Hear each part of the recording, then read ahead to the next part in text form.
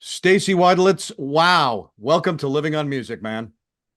Well, thank you. I'm happy to be here. Yeah, it is just wonderful to have you. I've had just such a joy looking back into your world and kind of what kind of amazing music, not only musically oriented and involved career and life you've had, but also what'll be really fun is to talk about the photography of the last 5, I guess, years when you began it a little while back. You also wrote that you went to Cuba to take one of your first photography tracks, and I just went there, so we could talk a little bit about what Cuba meant to each of us. But we'll definitely be talking, of course, about She's Like the Wind and your relationship with your buddy, I guess originally known as Buddy, Patrick Swayze, which I love that, again, gone too soon, and things like that. But and your history about how you became into music, and I love some of the things that I've heard, and I can't wait to talk to you about them. But talk to me a little bit about the last 2 or 3 years. How did Stacy deal with what went on over that time?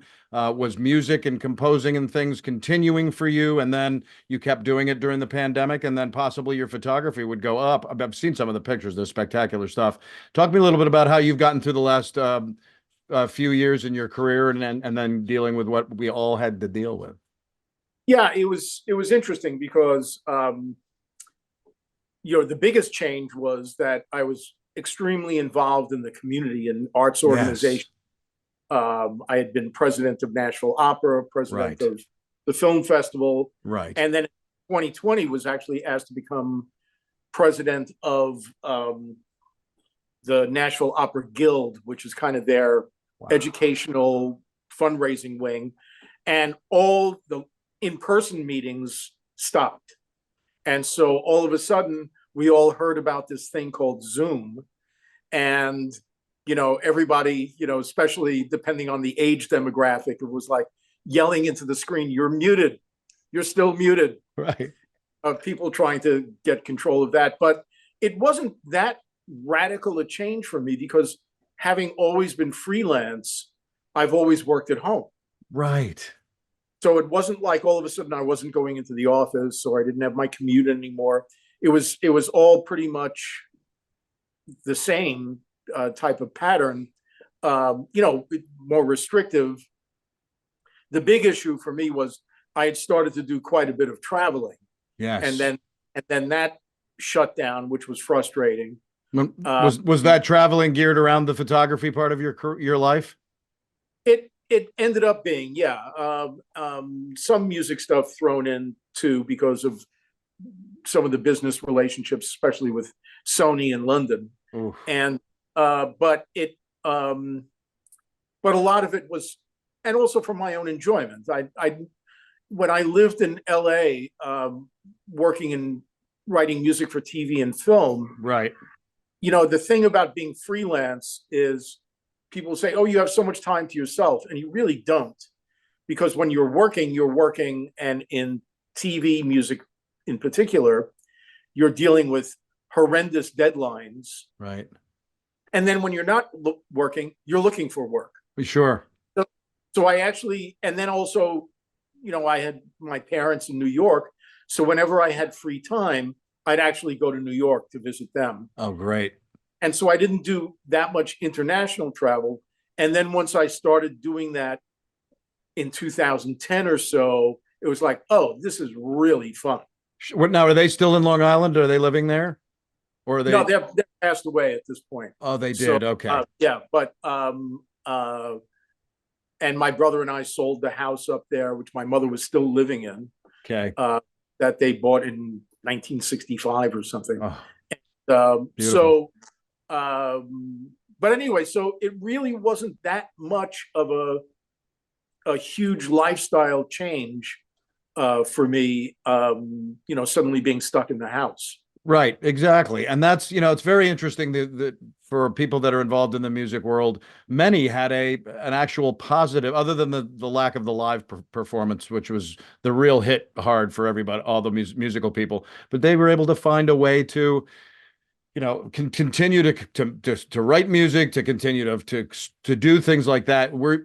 A few years ago, and we'll talk about your incredible music world, but a few years ago, you got a camera for a trip to Tuscany, taking black and white photos. And now, look, since you've done that, I have seen some of the stuff you've done, and it is portrait stuff, man. It's beautiful stuff. Did you expect photography to come into a part of a music-oriented world that you had?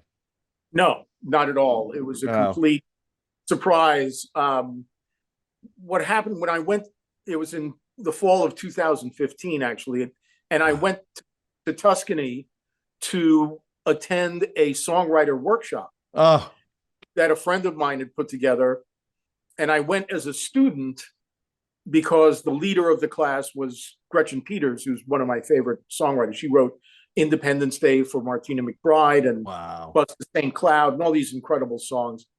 And my friend Lydia, who organized it, was going to be there. Gretchen's husband, Barry, who's a keyboard player that I know well, was going to be there. Right. And it was all at a 40-acre villa outside of Florence. So that's not terrible either. No. With food classes. And I turned it into where I went to London first. Saw a cousin of mine who lives there. But a week before that trip, I thought to myself, I should buy a better camera, because I was just using my phone and this little crappy Canon thing. Right. And so somebody recommended this mid-level Sony camera with a built-in Zeiss zoom lens. Oof. And I had a free day in Florence. And in playing around with this camera, I saw that it had a black and white function. And I'm obsessed with old black and white movies. I grew up watching all the film noir stuff and The Third Man and all. And I think it filtered into my brain, where when I looked through the viewfinder of this camera and everything was in black and white, high contrast black and white, it was like, oh, I'm in one of these movies. Oh. And so I wandered through Florence, and instead of taking pictures of buildings and the sites, I started taking pictures of people. And a few in particular, I thought, these actually I think are pretty good. And I posted some to Facebook. Right. And there's a photographer who lives around the block from me here in Nashville, who is one of the best photographers in town, Jerry Atnett. And we're Facebook friends.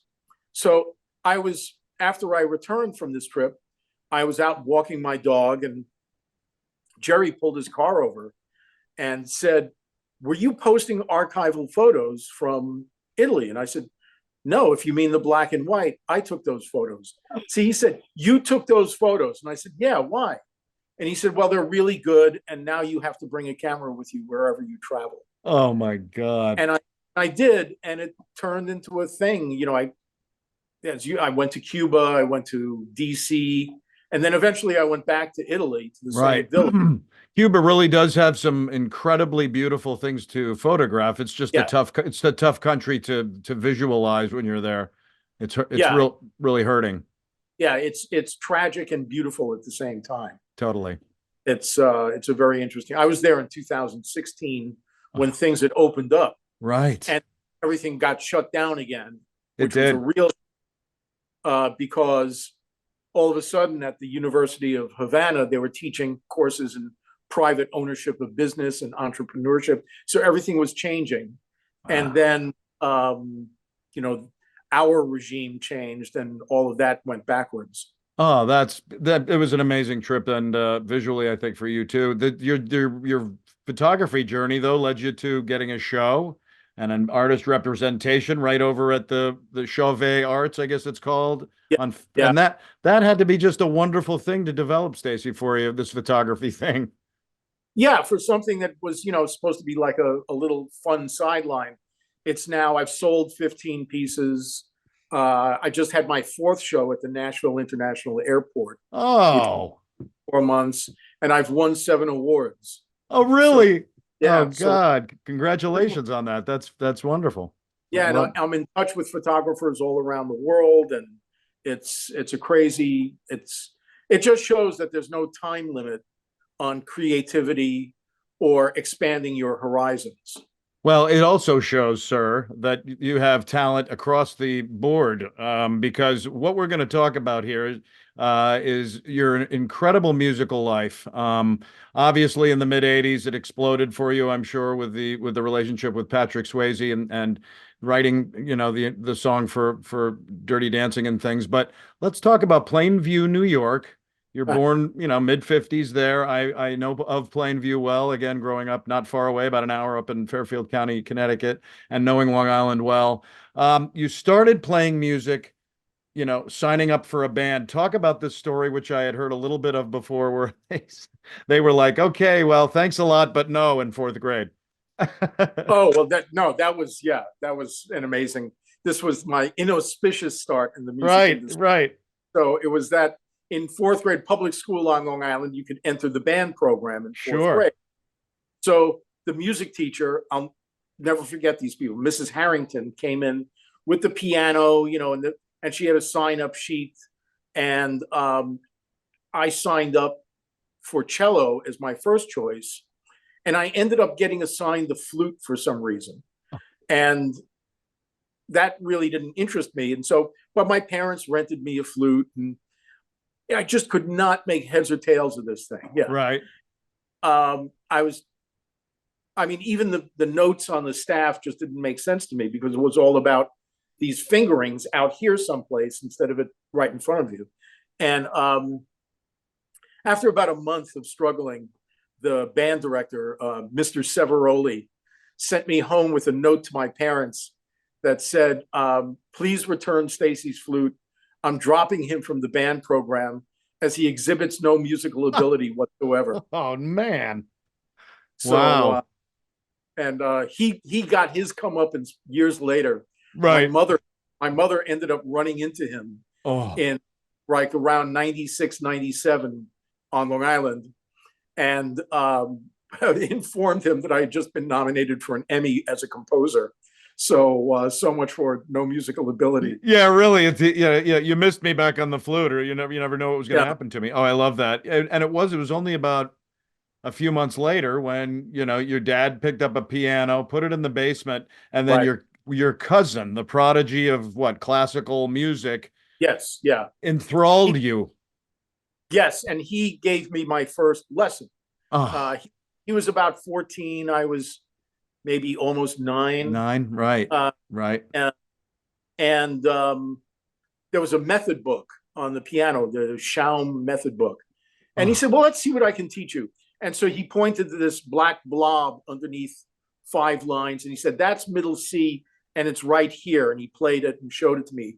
And it clicked. And I went, oh, because it just made visual sense to me. Oh, my. So he said, well, let's keep. And after about an hour, he ran upstairs where my parents were with my aunt. And he said to my parents, you've got to get him piano lessons. We just went through the first 10 weeks of the method book in the last hour. Oh, my God. That he's playing, both bass clef and treble clef, and knows the notes and all that. So get him piano lessons. So that started that. What was the reason, Stacy, that you think piano just embedded itself into you at that moment?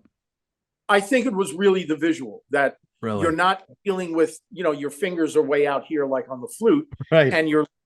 And there's a C, you count up, and there's another C, you count, and it's just very logically laid out. Wow.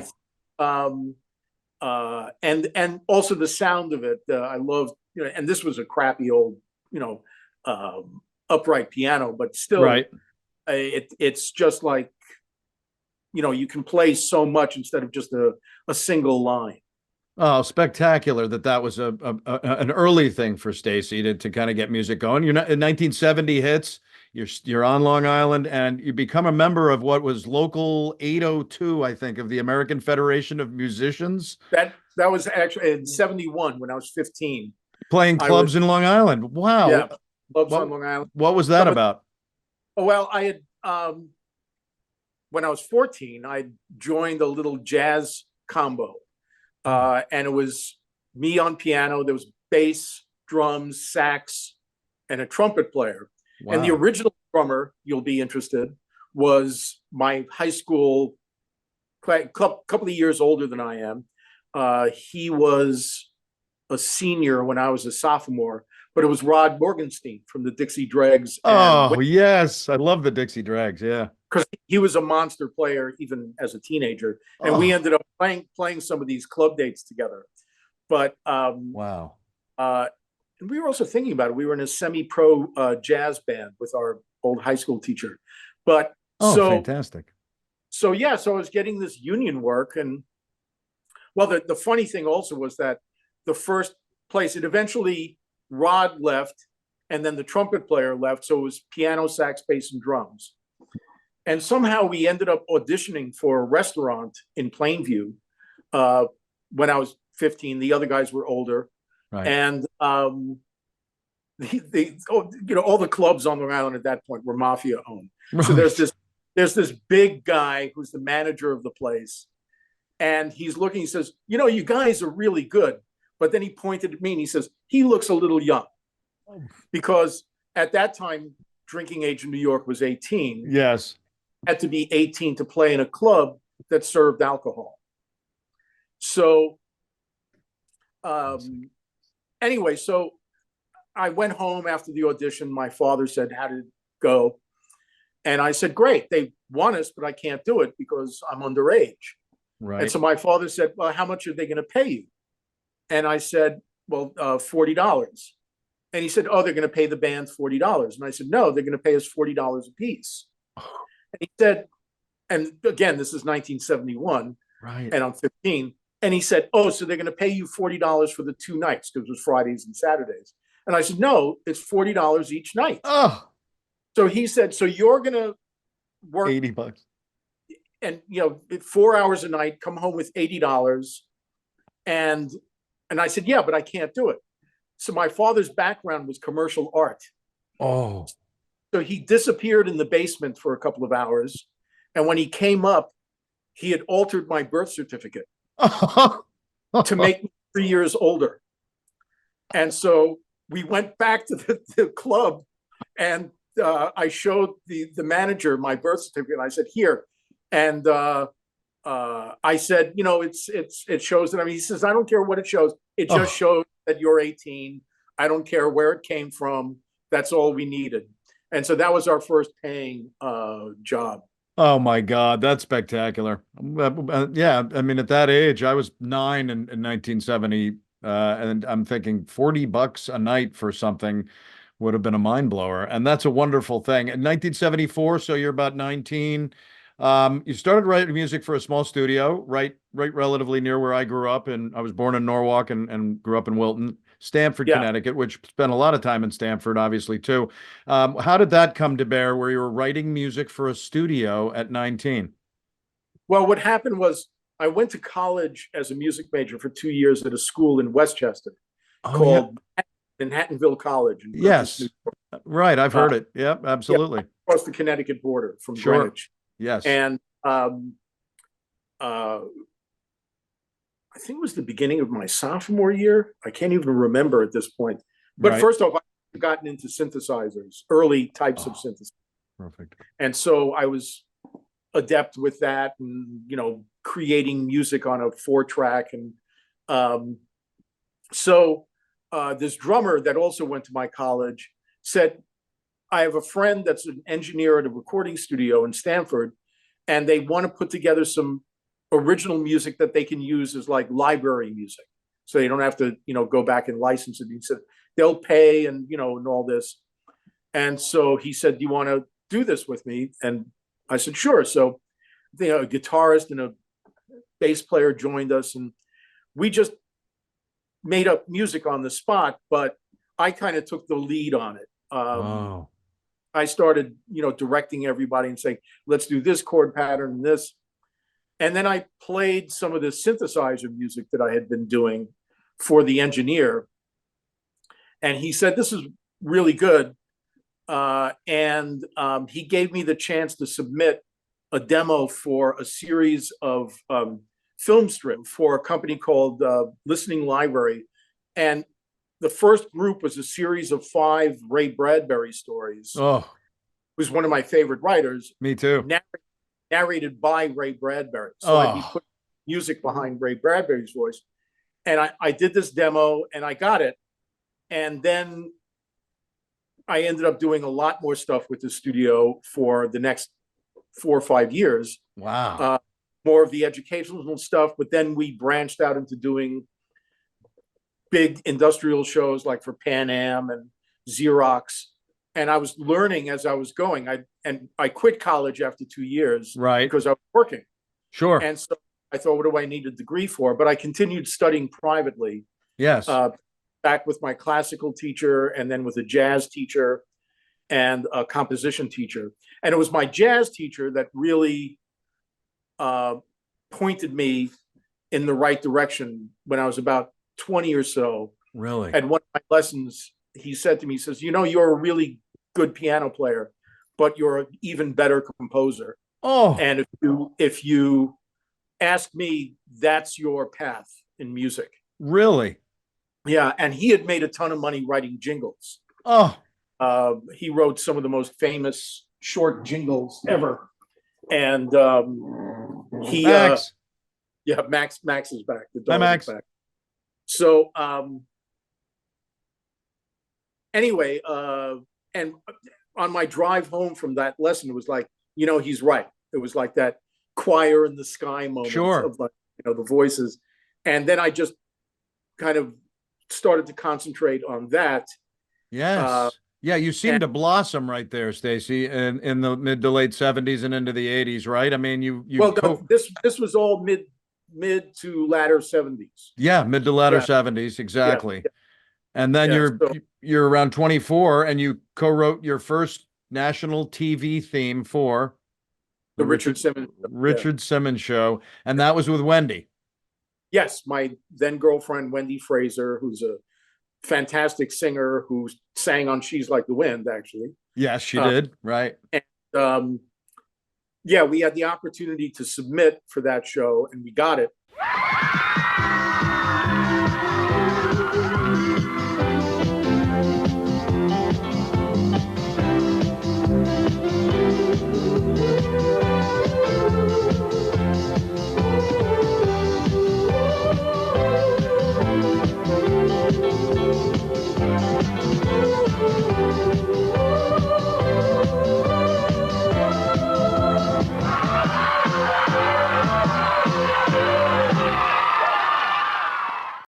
Yes, and that made the move to Los Angeles happen, right? Yeah, a year later, because we Wow. realized the show became an unexpected hit, and we realized that to capitalize on it, we had to move to Los Angeles, which I really did not want to do. Right. I'd been to LA a couple of times. I'd been there during fire season once when ashes were falling from the sky, like in Right. Pompeii. Oh, You know, and right. they're going It's to like, find us. Yeah, they're going to find us in fetal positions with our mouths open. I would have felt that same way about the same, because we were close to the same age, a few years apart, and I would have felt that same way too, having to move out there. But it seemed like that was an impetus to get you out there. You did some daytime TV themes. What were some of that? What was some of that stuff and some of the primetime shows as things started to again kind of surge for you there? Well, within a few weeks of us moving, because we didn't expect to work for 6 months to a year. Oh, But within 3 weeks, we landed another show, which was Regis Philbin's first daytime show. oh, fantastic! Not the Regis and Kathy Lee, but Still, an earlier one on NBC. right? Oh, yeah. And then a lot of there was a short-lived, well, not that short-lived. There was an afternoon magazine show called America, put out by Paramount. Oh, great!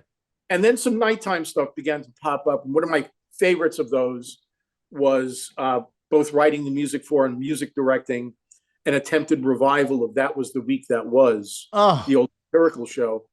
But what was great about that was I got to work with Anne Bancroft. Oh, you did. Yeah, and she sang a song and I played piano for her right off camera, and made some suggestions actually on the production aspect of it as well, which was funny because I turned to the producers and I said, so she's just going to be on camera by herself? And it was a song about ecology Oh, and acid rain. It was a very funny spoof. And I said, what if there are 4 trees on stage, right. but hidden within the trees is a barbershop quartet? And they start singing along with her. And the producers looked at me and looked at each other and he says, go get a barbershop quartet. Oh And my God. that's how it was done. Oh, spectacular. I got to rehearse with her at her house, and she was just the nicest, most gracious person, with a very strong Bronx accent, which really threw me.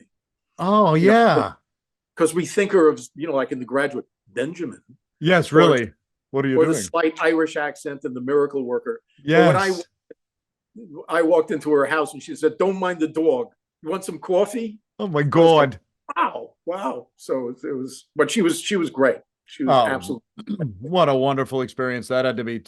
You scored a UCLA graduate film, which was the Chicken Thing, and that seemed to really excel something for you, winning 30 something awards around the world and stuff, and it got you put into the Triad Artists. But talk about Chicken Thing. Well, Chicken Thing was I ran into a classic catch-22 in LA, which was, I really wanted to do the scoring work, writing music to picture. Yeah. And the thing was, there are agents that really would pitch you out for that. And every time I approached an agent, they would say, well, we don't handle the type of daytime and, the work that you do. And I said, no, but I want to do the scoring work. And so they said, well, it's more than just hearing your music. You've got to show us what you can do with picture, dramatically. And I said, well, how am I supposed to do that if, and that went around for a few years, really. But finally, there was a music supervisor that I worked with on a show. And he said, you know what you can do? Look out for good graduate films from either UCLA or USC, because those are taken very seriously in the industry. Right. And the directors will use them as their calling cards as well, so it gets it seen. See, and he said, and if you find a good one, really go with it. And so I found out that the directors often advertised in a trade publication called Dramalog.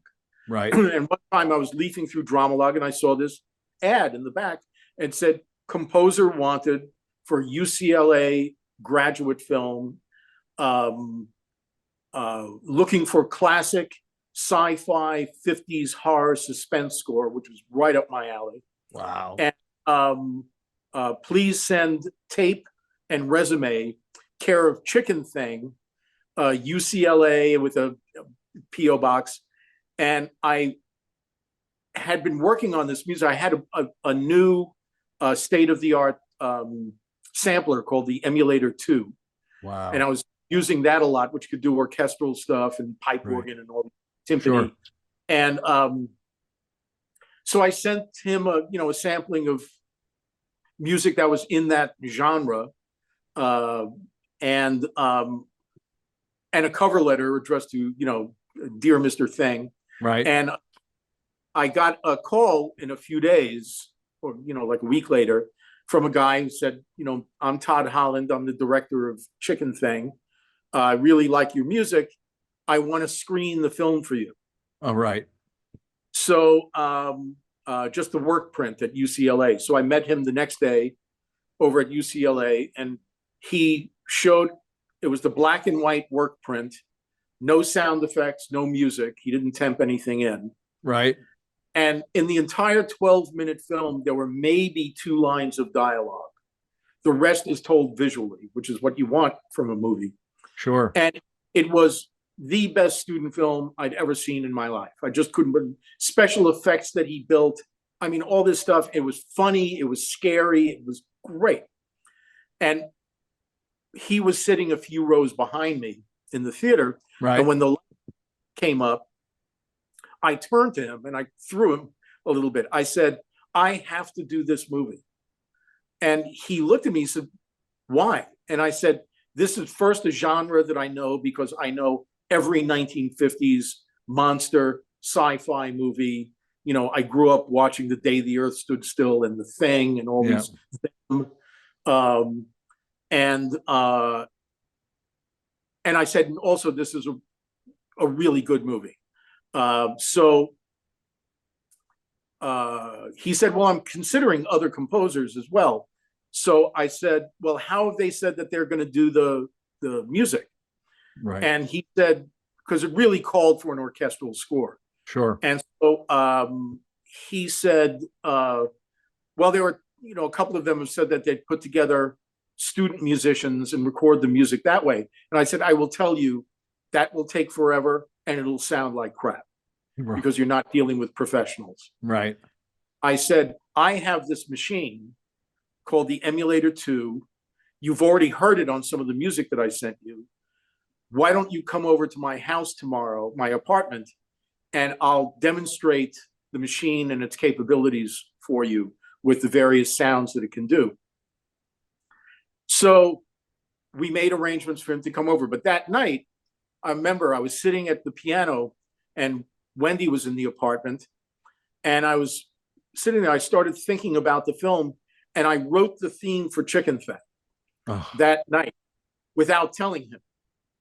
Wow. And I figured bring it on him. So he came over and I was showing him the capabilities and he said, oh, that's impressive. Then I said, let's get some coffee in the living room. So I sat down at the piano and he said, so do you have any idea of, you know, like an approach that you would take? And so I said, well, you know, there's a sound that, you know, something like this. So I played what I had written without telling him I had written it. And he got his eyes widened and he just looked at me, he says, yeah, wow, that's exactly it. What's that from? And I said, it's from Chicken Fat. I wrote this last night. It's from your movie. Oh my God. And so he still wanted a thing, but 2 days later he called me and said, I want you to do the movie. Oh my God. It turned into this great collaboration. We're still friends to this day. He actually moved in across the hall from me for 4 years. And he went on to do the Larry Sanders Show and Malcolm in the Middle. And I think he's doing a show right now called Monster High School. And so he's won numerous awards. And yeah, Chicken Thing won a Student Academy Award and I think 29 other awards. And he got picked up right away by CAA. And I got picked up by Triad Artists. Right. And by coincidence, my friend Patrick Swayze was with Triad as an actor. Oh, so now we're with the same agency. Now, so he was with Triad. So was it the story that you met him when you were asked to accompany a actor friend at a acting class at the Beverly Hills Playhouse, and Patrick was a student there. Yeah, and we met in the break after I did the scene, and the teacher. I mean, in this class, it was amazing. There was a young Alec Baldwin there. Tom Selleck class. President Reagan's daughter, Patty, was in the class. It was just Mimi Rogers. It was amazing. So, but it turned into a discussion that the teacher brought me into, and we talked about theater because I had a theater background. Right. And in the break, as I was getting my music picked up, this guy came over to me and he said, hi, I'm Buddy. I really like your playing and your talk about theater and all this. And I looked at him and I said, you know, you look really familiar. So he said, you know, oh, have you seen The Outsiders? And I said, no. And then he said, have you seen Renegades? Renegades, right. I said, no. And now he's getting a little annoyed. And I said, you know, it's not that kind of familiar. And then this blonde woman came over and he said, this is my wife, Lisa. Right. And I said, okay, now I know. The two of you are always working on your black 240Z on La Jolla Avenue on the weekends. And they said, yeah, how do you know that? I said, I live right around the block from you. Oh my God. And so, I mean, we were 2 houses away from each other. Oh, And so the four of us started hanging with Wendy, started hanging out. And I had a background also of doing some music for dance with the Jose Limon Dance Company when I was a teenager also. right. And anyway, so there was a lot of commonality. He was very musical. He had been in bands in high school. He played guitar fairly well. He seemed like a sweet guy to you from the beginning. Yes, very nice. And we, we became very fast friends, and sure, we had a relationship of, joking around with each other and, the usual guy stuff. right. And yeah, it was fun. And then in 1984, he was working on a movie called Grandview USA. Yes. And he called me up and he said, they're looking for songs for that. I've had this idea for a song for a couple of years. I can't get anywhere with it. Do you want to work on it with me? So I said, yeah, sure, coming over, because he lived around the block. Right. He brought his guitar. Yeah, he brought his guitar over. I sat at the piano and he played me. He only had 2 chords, but a lot of lyrics. Oh. And the first 2 lines I liked, which were "She's like the wind through my tree." Right. She rides the night next to me. I didn't like the 3rd and 4th lines. And so I told him that. He was, like, well, what would you say? So I said, "She leads me through moonlight only to burn me with the sun." Right. Oh. And he looked at me and said, "What does that mean?" And I said, "I don't care. Let's just write it down." Right. And so we were off and running. Sure. And then we moved it someplace musically. But when we realized that "She's Like the Wind" wasn't just the opening line, that it was actually the hook and title of the song, that's when we had something. And so we did a really good demo of it. Right. With him, Wendy doing some backgrounds and a little duet. I programmed all the synths and the drums, brought in a guitarist. And then ultimately it wasn't used in Grandview, thank God. Right. And then 2 years later, it was picked up for Dirty Dancing. Well, yes, I guess it sat in the drawer, and he did North and South, so his name went up. You kept going. Triad was, your composing was continuing. What was the connection did he get back in touch and say, "Hey, by the way, I'm doing this low budget movie"? Or how did you know about Dirty Dancing, and how did the song become part of that? Well, we were always in touch. I mean, because we were close friends. Yes. And it was the 4 of us also. After North and South, he and Lisa bought a small 5-acre ranch about 25 minutes north of LA, because they loved horses. Right. And so we'd go up there to visit. And one time he called me and said, "Hey, why don't you guys come up? I'm having a barbecue. And the writer of this film that I'm going to do is going to be there, Eleanor Bergstein." Right. And the choreographer, Kenny Ortega, is going to be here. And so we all, were at this barbecue. Tia Carrera was also there, which I'll never forget. That was the craziest thing, that Tia Carrera was there. That is amazing. So, who was amazingly beautiful in person. Yes, I bet. So anyway, so that's how I found out about the movie and the plot. And Buddy and I were talking about maybe trying to write something for it. Nothing was really happening with that. Then he went on location to shoot in North Carolina, and he called me up and he said, "Hey, I just played them the demo of She's Like the Wind. They love it. They want it for the movie, all this." And I wasn't really all that excited, because the word on the street was that Dirty Dancing was this little low budget movie. Right.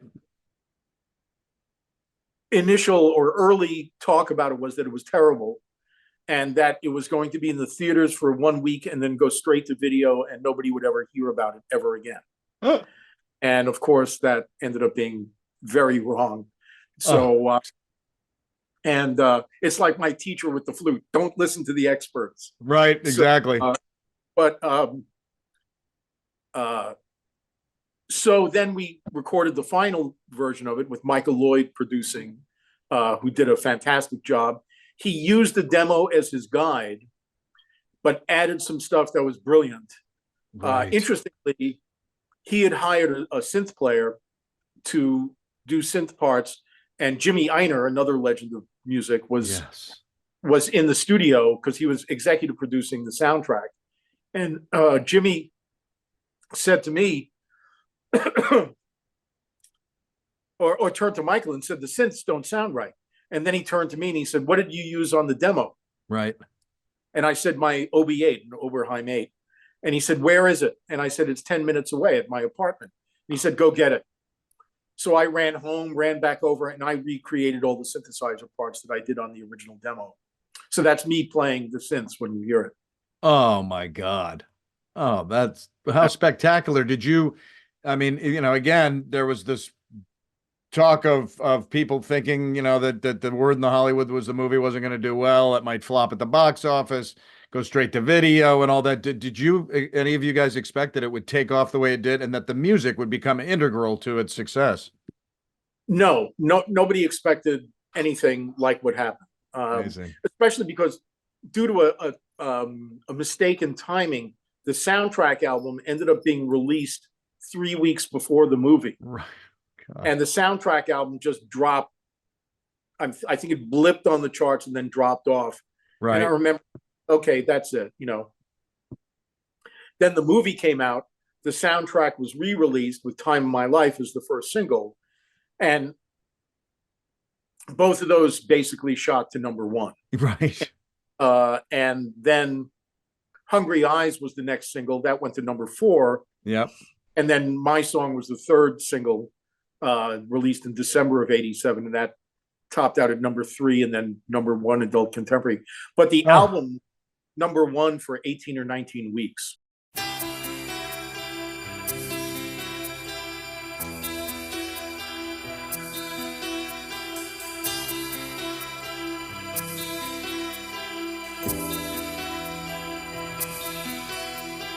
She's like the wind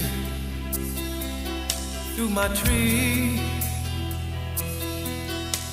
She rides the night next to me. She leads me through moonlight, only to burn me with the sun. She's taking my heart, but she doesn't know what she's done. Feel her breath in my face, her body close to me. Can't look in her eyes, she's out of my league. Just a fool to believe I have anything she needs. She's like the wind.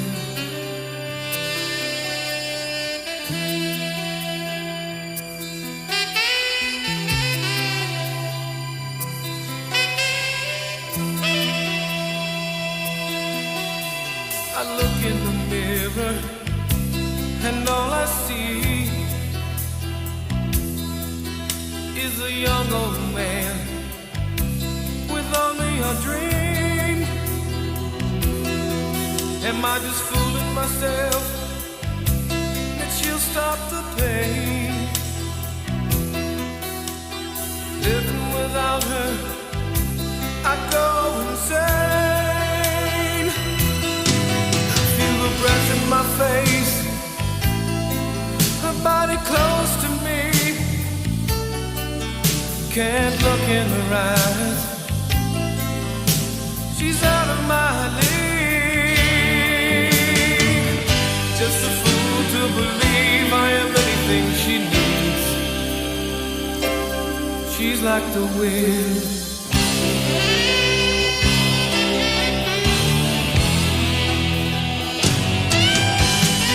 Breath in my face, your body close to me. Can't look in your eyes, you're out of my league. Just a fool to believe, just a fool to believe. She's like the wind. Just a fool to believe. Just a fool to believe. Just a fool to believe.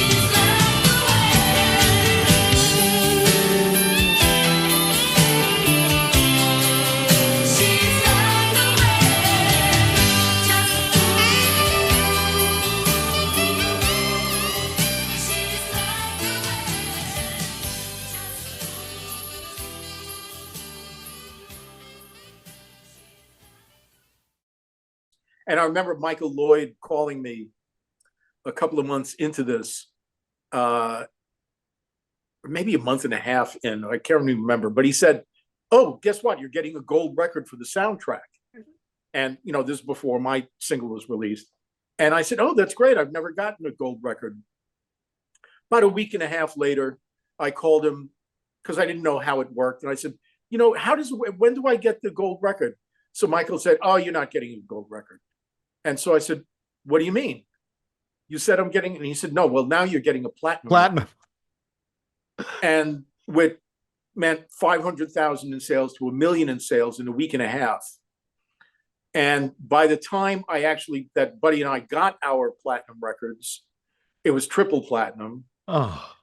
And as Michael said to me, he said, it sold 280,000 copies last Sunday. Oh. And so he said, we're riding a wave of something that none of us know where this is headed. And, I think it was 2 years ago, it got recertified at 14 million. Oh my. That's just in the US.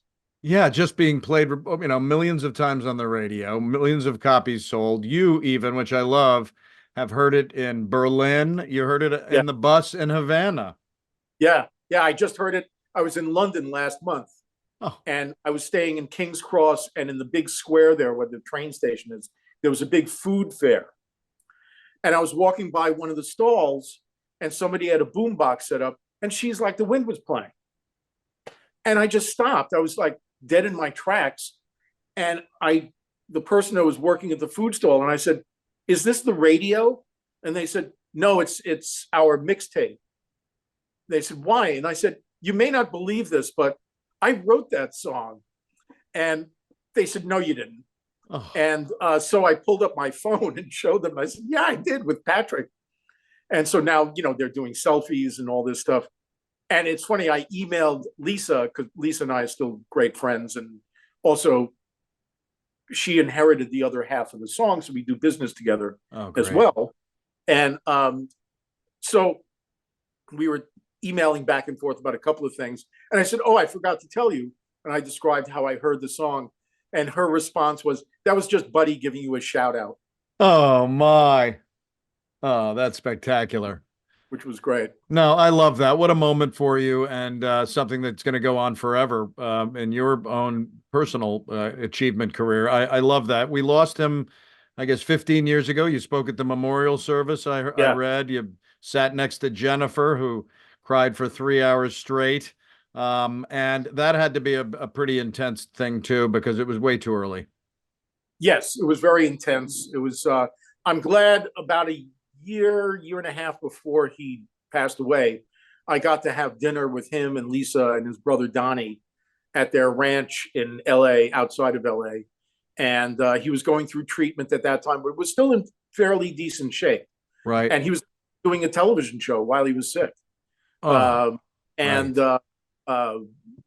he was very philosophical about it. He had kind of a Buddhist sensibility, like in Roadhouse, when you see him doing the Tai Chi and the martial arts, that was really him. Really? That was his philosophy on a lot of Eastern philosophy. So he was not, I wouldn't say resigned to it, but he was peaceful with it. That's beautiful. But it was a shock. And then the memorial service, I walked in, there was about 150, 200 people there. And Whoopi Goldberg was the host of the service because from Ghost. Ghost.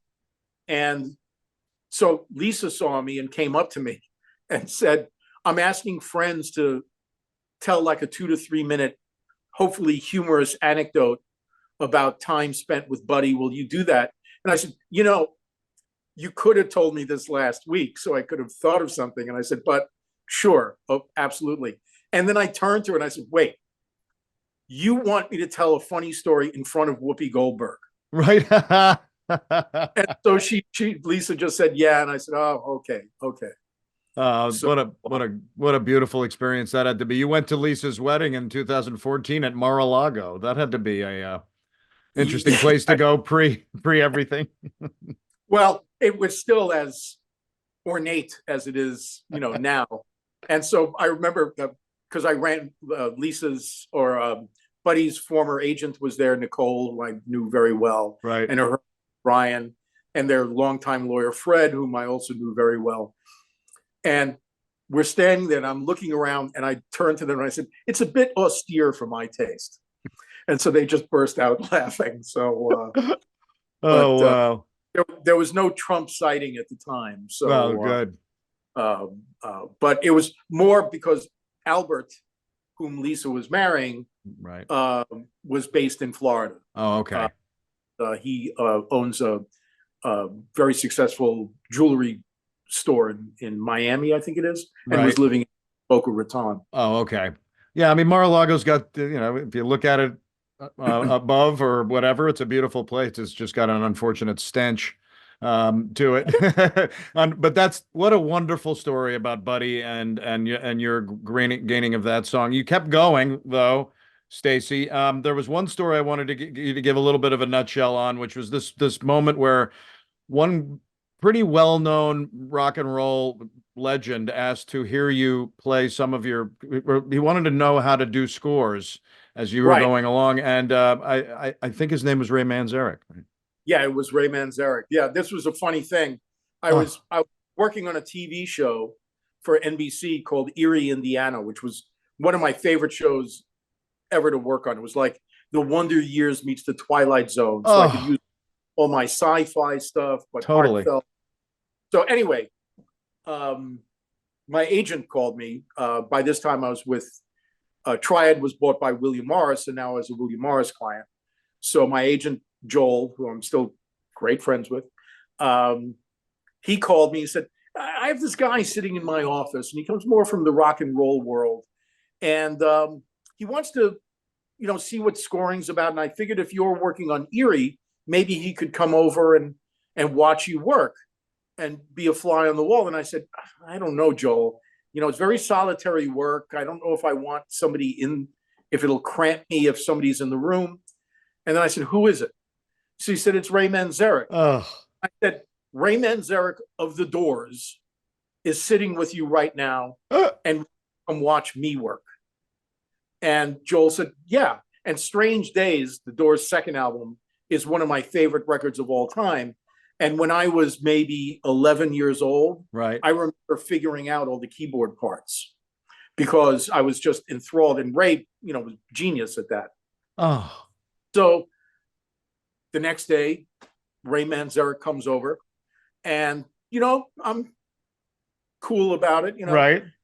I'm working on the show. He's watching me, where he would occasionally ask me a question, and I was doing some pretty complex stuff for the science fiction aspect of it. Oh. And he was like, "What are you doing there?" And and then I said, "Let's take a break. I'm going to make some tea. Let's just sit and chat in the living room." So we're sitting across from each other, and he was talking about the upcoming movie of The Doors by Oliver Stone, Right.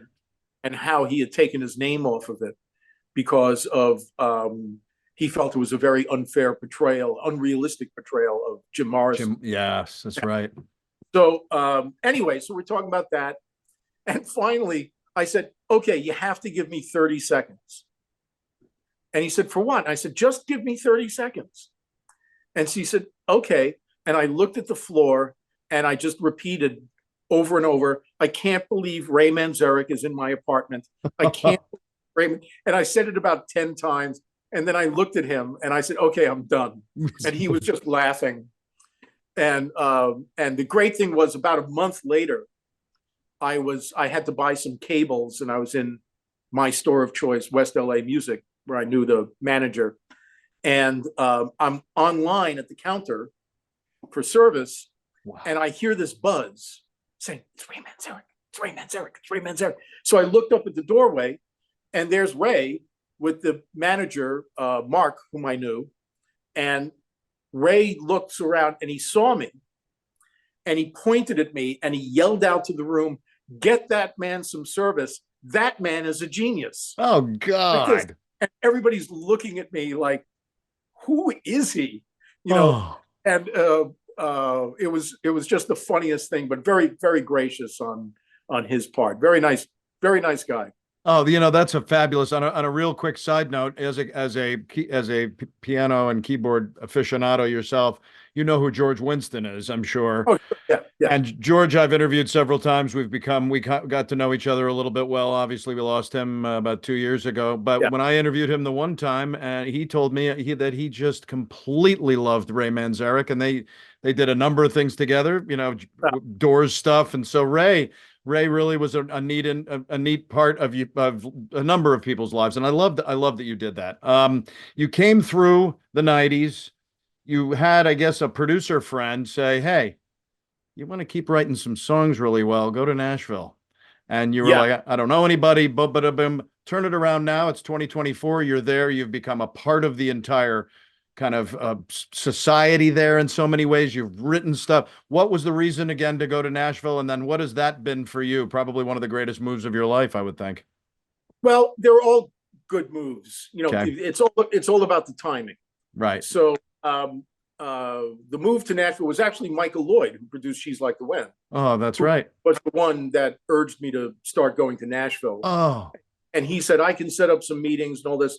So I've been coming here for a couple of years and got to know writers. I was doing some writing work, while I was here, but I was on this real roll with TV movies at the time for the networks. Oh.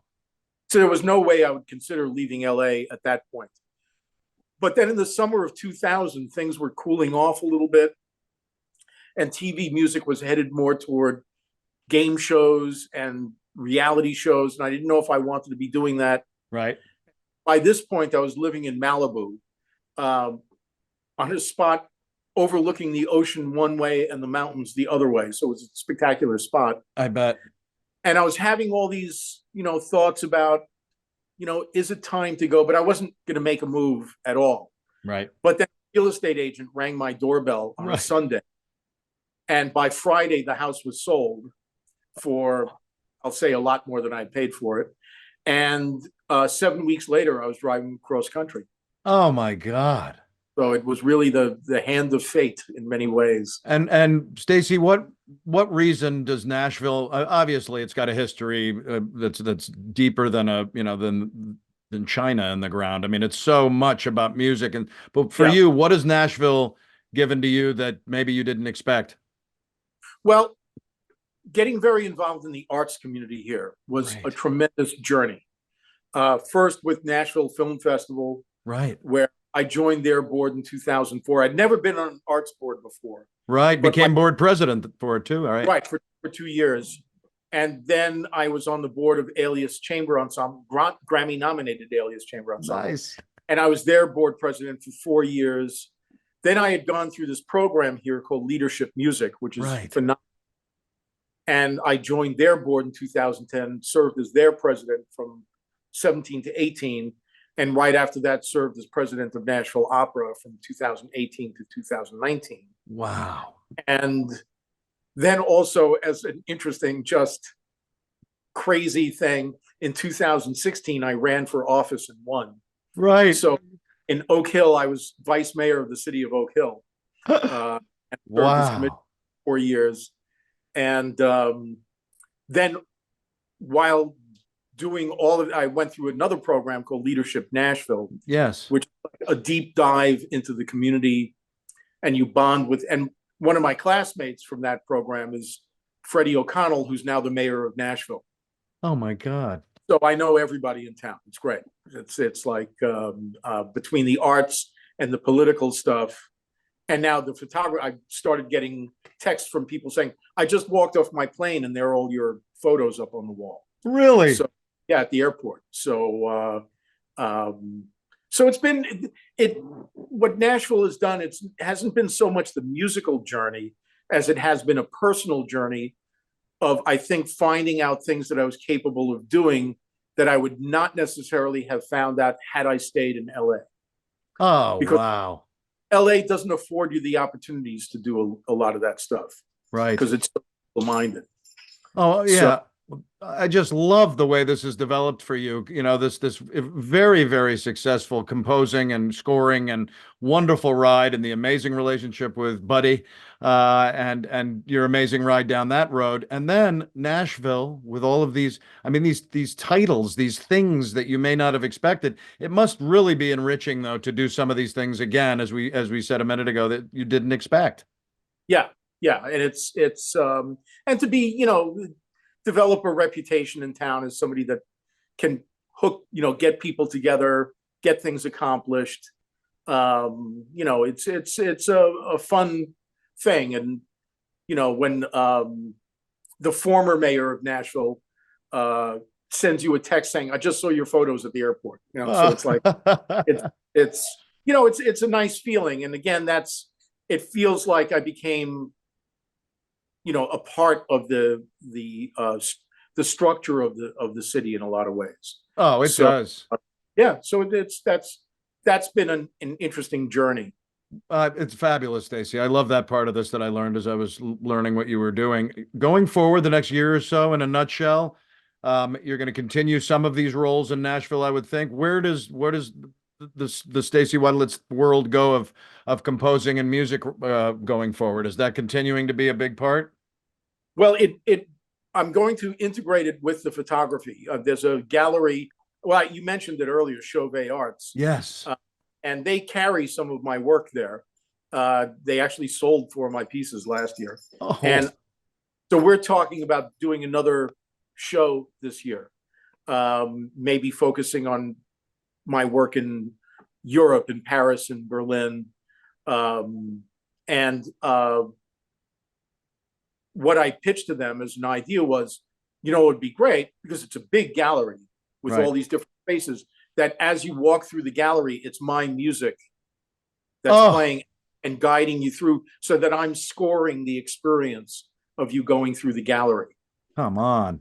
And then also taking a group of photos, turning them into a montage, kind of, Ken Burns style, but me writing the music for it. Oh, spectacular. So that's something in the offing. And I've fallen in love with the city of Paris.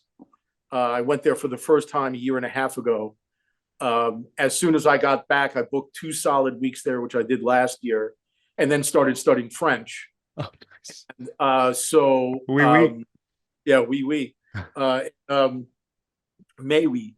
And, yeah, that's all I know since I took Spanish in high school. But yes, great, great. You learned French. That's wonderful too. I took German in high school, and how useful is that? Oh my God, that's fun, wild. But anyway, so I'm actually thinking of doing like an extended period in Paris, either later this year or next year, like a 3-month stay, if I can figure out how to get my dog there. And but I'm headed to Madrid in June. And so the travel, all of this, it's become kind of integral to the whole lifestyle. Oh, that's just wonderful. I'm telling you, Stacy, this is evolution, and what you've been able to do continued in your life after some fabulous successes in the scoring and composing world. Congratulations on Nashville and becoming a part of Nashville, and also the photography. I'm going to follow what you're going to be doing as you're going forward. And again, thanks so much for being on Living on Music with me. Sure. And if people out there want to take a look at some of the photography, there are 2 places. There's stacywidelitz.com or my Instagram page, where I post regularly only my black and white stuff. And it's at Stacy Widelitz on Instagram. Oh, perfect. Yes, your website has been under you the whole show, luckily. So that's something that people can look at. And then we'll definitely pop in the Instagram too. But I love that. And congratulations again. Continued success on the photography thing sounds absolutely spectacular, as well as everything else. And keep in close touch with Living on Music. I will. And thanks for having me.